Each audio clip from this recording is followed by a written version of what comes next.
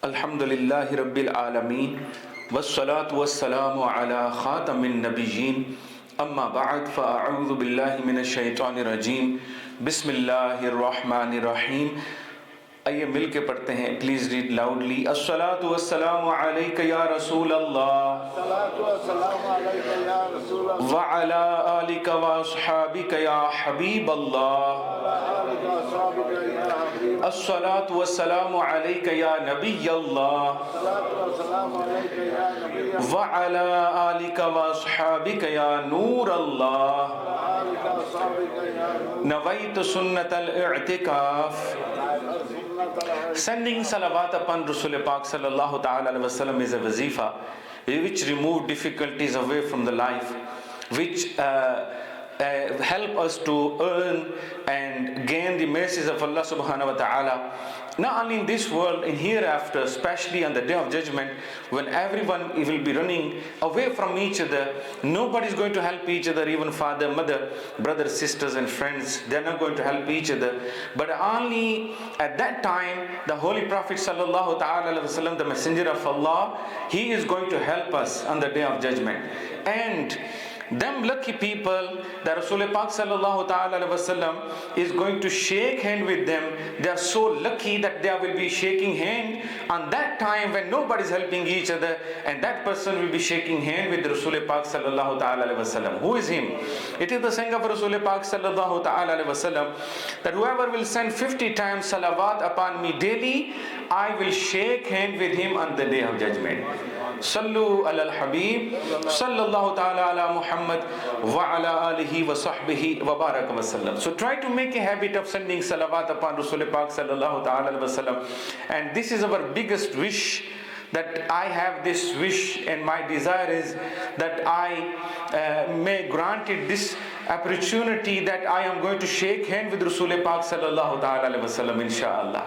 May Allah give me and you tawfiq to send salawat upon Rasul Pak in abundance. Today I'm going to talk about sacrifice, Qurbani. It's going to be a short speech, and we'll try to learn the important things about Qurbani, inshallah. Before we go to learn, we make some good intention that we are going to participate in this gathering for the sake of Allah from beginning to the end, and whatever the knowledge of Islam we will learn, we will pass that knowledge of Islam to other Muslim brothers and sisters, inshallah. Now, Qurbani, what is sacrifice? Now, sacrifice, Allah Tabarak wa Ta'ala mentions in Quran about this waqia. This story is mentioned in Quran. And sacrifice, when we say sacrifice, so suddenly, and the name of Hazrat Ibrahim alayhi salatu islam and his son Ismail alayhi salatu islam, it came in our mind. It comes in our mind that Hazrat Ibrahim alayhi salatu islam sacrificed his son in the way of Allah subhanahu wa ta'ala. When Ismail alayhi salatu islam was only 13 years old, Hazrat Ibrahim alayhi salatu islam had a dream. And in his dream, he had a dream that he is slaughtering his son Ismail alayhi salatu islam. It was the 7th of Zulhijjatul Haram. Then he thought to himself that it might be not right. Now he was just thinking. And then again on the 8th of Zulhijjatul Haram, he had a dream again that he is slaughtering his son Ismail alayhi salatu islam. Now he was thinking and he was assuming and thinking again, and this is called, that's why now this day has been given the name of Yawmut Tarwiyah. Tarwiyah means thinking. Now again he had a dream on the 9th of Zulhijjatul Haram. On 9th of Zulhijjatul Haram, and then he was sure, he was confirmed that this is an order from Allah subhanahu wa ta'ala to sacrifice my son in the way of Allah. That's why this day is the 9th of Zulhijjatul Haram, is called Yawmul Arafah. Arafah means recognizing, pehchanna. Now on the 10th of Zulhijjatul Haram, practically Ibrahim alayhi salatu islam sacrificed his son Ismail alayhi salatu islam in the way of Allah subhanahu wa ta'ala, and he practically did. And that's why this day is called Yawmun Nahar, on the 10th of Zulhijjatul Haram. Yawmun Nahar means sacrifice, yes, slaughtering in the way of Allah. Now, first of all, we will be listening about the dream which Ibrahim alayhi salatu islam had, and Allah tabarak wa ta'ala mentioned this saying of Ibrahim alayhi salatu wasalam to his son Ismail alayhi salatu wasalam. Allah Ta'ala says in para 23 Surah Safat, verse number 102. Ya bunayya inni ara fil manami anni azbahuka fanzur madha tara. Oh my son, I saw a dream that I am sacrificing you. Now you see what is your opinion. You tell me what is your opinion. Ibrahim alayhi salatu wasalam is asking his son, and his son, look at the beauty and the obedience of the son Ismail alayhi salatu wasalam. He never said, Ya Abi, are you going to sacrifice me? A father, how can a father is going to slaughter his son? You might not have the right dream because Allah doesn't want this. He never said that. What did he say?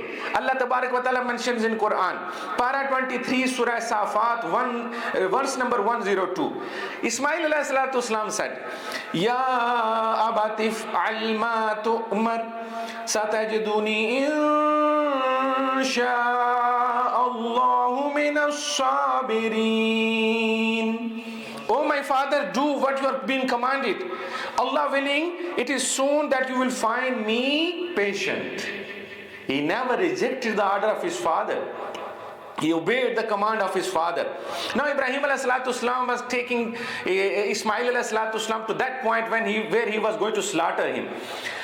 In the way, the devil, Iblis, he came in the way. And he said, what are you going to do? Are you going to just fulfill your dream? You just had a dream and you're going to slaughter your son? How can a father slaughter his son? Only look at your son, he's only 13 years old, nice and beautiful son. Are you going to slaughter him? Now an angel, he requested Ibrahim alayhi salatu wasalam to throw 7 stones at him. Throw 7 stones at him. Now Ibrahim alayhi salatu wasalam threw 7 stones at him. He went away. And after a while again he came. Now again Ibrahim alayhi salatu wasalam threw 7 stones. Now came again. Now Ibrahim alayhi salatu wasalam threw 7 more stones at him. That's why it's called Jamra Sura. And then jo chota Jamra, Darmiyani or Bada Jamra. Means Shaitan came at that point when Haji goes, they throw 7 stones. Why do they throw 7 stones? Because this is the way of Ibrahim alayhi salatu wasalam. Now when Ibrahim alayhi salatu wasalam took Ismail alayhi salatu wasalam to that point, Ismail alayhi salatu wasalam said, Abu, I've got few requests in your court, in your holy court. Number 1, please fasten me tightly. I don't want you to be hurt, because if I'm going to be slaughtered, then I will feel pain, and because of my pain, if I might hit you, so that's why you tight me tightly. Now, the second request, he said, please take this shirt, means my clothes, to my mother, and give these to my mother, and convey my salam to my mother. That's what he said. Ibrahim alayhi salatu wasalam did as Ismail alayhi salatu wasalam requested. Now Ibrahim alayhi salatu wasalam made him lay down on his forehead, because this was the request of Ismail alayhi salatu wasalam. Ibrahim alayhi salatu wasalam, practically, he was slaughtering his son. He had a knife in his hand and slaughtering his son. What happened? Allah is most powerful. This was a test on Ibrahim alayhi salatu wasalam. This was a great test on Ibrahim alayhi salatu wasalam. Now when he was trying to slaughter his son Ismail alayhi salatu wasalam, Allah subhanahu wa ta'ala ordered Jibreel alayhi salatu wasalam to take a sheep from paradise. And Ibrahim alayhi salatu wasalam brought a sheep, remove Ismail alayhi salatu wasalam to the side, and put sheep under the knife of Ibrahim alayhi salatu wasalam, and Ibrahim alayhi salatu wasalam slaughtered that sheep. As soon as Ibrahim alayhi salatu wasalam slaughtered that sheep, there was an unseen voice coming, and that voice, what was that voice? That voice was from Allah subhanahu wa ta'ala. Allah tabarak wa ta'ala says in Quran, para 23 Surah Safat, verse number 104 and to verse number 107. Allah tabarak wa ta'ala says, وَنَادَيْنَاهُ أَن يَا إِبْرَاهِيمُ, and we called out to him, O Ibrahim, قَدْ صَدَقْتَ الرُّؤْيَا, you have indeed made your dream come true. إِنَّا كَذَلِكَ نَجْزِي الْمُحْسِنِينَ, and this is how we reward the virtues. إِنَّ هَذَا لَهُوَ الْبَلَاءُ الْمُبِينُ, indeed this this was a clear test, and who he accused and who he excused to you, and who excused him. وَفَدَيْنَاهُ بِذِبْحٍ عَظِيمٍ, in exchange for a great sacrifice. That's what Allah Tabarak wa Ta'ala says. Now, Ibrahim alayhi salatu wasalam practically did, and he slaughtered his son. But Allah Tabarak wa Ta'ala said, I have accepted your qurbani in my way. I have accepted your qurbani. So that's why when we sacrifice animal on the 10th, 11th and 12th of Zulhijjatul Haram, this is the remembrance of Ismail alayhi salatu wasalam, remembrance of Ibrahim alayhi salatu wasalam. Now, somebody might be thinking that this was only a dream, and why Ibrahim alayhi salatu wasalam did this? Don't forget that the dream of a Nabi is an order from Allah subhanahu wa ta'ala. Dream of a Nabi is not like a normal dream, me and you have a dream. No. Now this was the order, and he accepted, he obeyed the command of Allah. The same way Yusuf alayhi salatu wasalam had a dream, our Rasul Pak sallallahu ta'ala alayhi wasallam had a dream. Now there's a full narration, the full ayats of the Quran, but I want to go toward the Qurbani so we can learn something that are important for us to learn. Because most of the Muslims, you will find them that they just send the money to someone, or they say, like for example, back home, this is the money, please, you slaughter a goat or you slaughter a cow. But what is the ruling, and what kind of animals are accepted in the court of Allah, what kind of animal is not accepted in the court of Allah subhanahu wa ta'ala? I'm going to mention few of them, but first of all, I'm going to mention this hadith. As they said, Zayd bin Arqam radiyallahu ta'ala anhu, he says that, Ya Rasulullah sallallahu ta'ala alayhi wa sallam, what are these sacrifices? Rasul Pak sallallahu ta'ala alayhi wa sallam said, this is the sunnat, this is the way of your father Ibrahim alayhi salatu wasalam. Now, he said that, Ya Allah, Ya Rasulullah, what is the reward for us? Then Rasul Pak sallallahu ta'ala alayhi wa sallam replied that equal to each hair of that animal, Allah subhanahu wa ta'ala will grant you one good deed. Then he said, what about the wool, Ya Rasulullah? Then Rasul Pak sallallahu alayhi wa sallam replied that equal to one hair of the wool, Allah will grant you one good deed. Yeah, this is the saying of Rasul Pak sallallahu ta'ala alayhi wa sallam. Now, what are the days of Qurbani? The days of Qurbani starts from the 10th of Zulhijjatul Haram till the 12th of Zulhijjatul Haram. Now, another hadith I am going to mention. Sallu ala al-Habib, sallallahu ta'ala ala Muhammad wa ala alihi wa sahbihi wa barak wa sallam. Now, Rasul Pak sallallahu ta'ala alayhi wa sallam says, the summary of the hadith is that whoever is able to sacrifice animal, whoever is able to do sacrifice in these days 10, 11 and 12, and is not sacrificing, then Rasul Pak sallallahu ta'ala alayhi wa sallam says that he shouldn't come close to our Eidgah. He is not allowed to come close to the Eidgah. So that means Rasul Pak sallallahu ta'ala wa sallam, this is a hard order, isn't it? Hard. Don't come close to me, okay? I'm telling you, don't come close here. So that means you showing someone your anger, that you're not happy with him. In the same way, when a ummati, he is able to sacrifice animal, but he's not doing it, Rasul Pak is not happy with him. Whether he's celebrating Eid, new clothes, Eid Mubarak to everyone, cuddling, hugging, everyone, giving Eid to everyone, but Rasul Pak says, no, I'm not happy with you. So what's the point of you becoming happy with anyone else? What's the point of other people to become happy with you when Allah Rasul is not happy with you? So if the sacrifice is compulsory, wajib, you must sacrifice. Now, in Fatawa Alamgiri, it says that an adult whose the qurbani is wajib upon. Wajib mean is compulsory. Yeah, farz, wajib, when you say farz and wajib upon someone. So wajib mean compulsory. Whose the wajib is who's compulsory for him that he must sacrifice animal. It says in Fatawa Alamgiri, a adult, non-traveler, Muslim mard and woman, Muslim men and women who are malke nisab. Malke nisab, the saving, I'm going to mention what is the saving. Malke nisab, it is qurbani wajib upon them. A traveler, no qurbani wajib on him. Whether he is a rich person, is a traveler, no qurbani at him. A not adult, unmature, no qurbani on him. Non-believer, no qurbani on him. Okay? Now, what is malke nisab? If he's not malke nisab, no qurbani on him. Malke nisab mean if somebody have 52 and a half. How many? 52 and a half tola silver, you can find out in grams from any goldsmith, that 52 and a half tola silver, all the money equal to that chandi, that silver.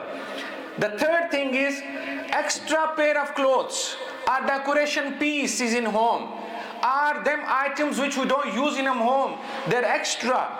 If the price of them items reach up to the price of 52 and a half tola chandi, then Qurbani is going to be wajib on this person.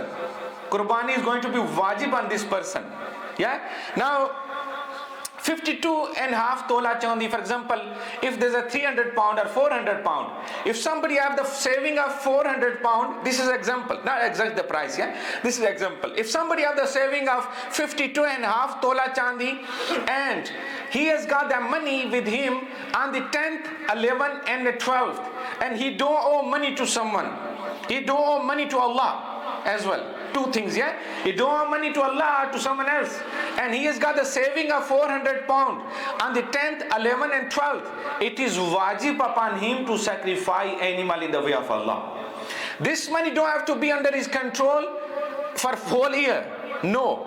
That is for the masla, is for zakat, not for the qurbani. For the qurbani, if you have the saving in these 3 days, now nobody had the saving before, but it is the 12th of Zulhijjat al-Haram, and now suddenly he's got the saving, he will have to sacrifice animal.